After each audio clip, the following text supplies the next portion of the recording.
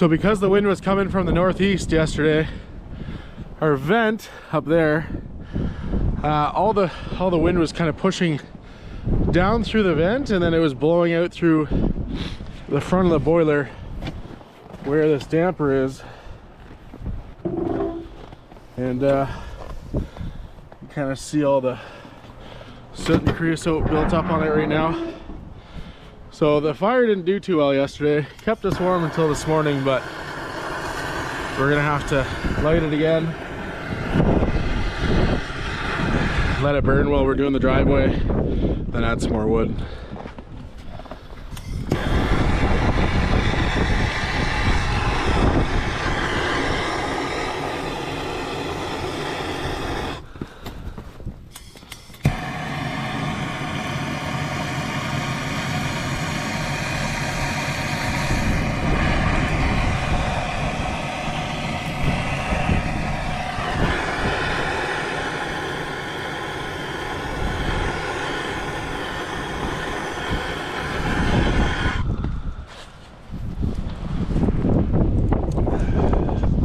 Let that get started, get the tractor warmed up, then we'll come back and check on that in about an hour.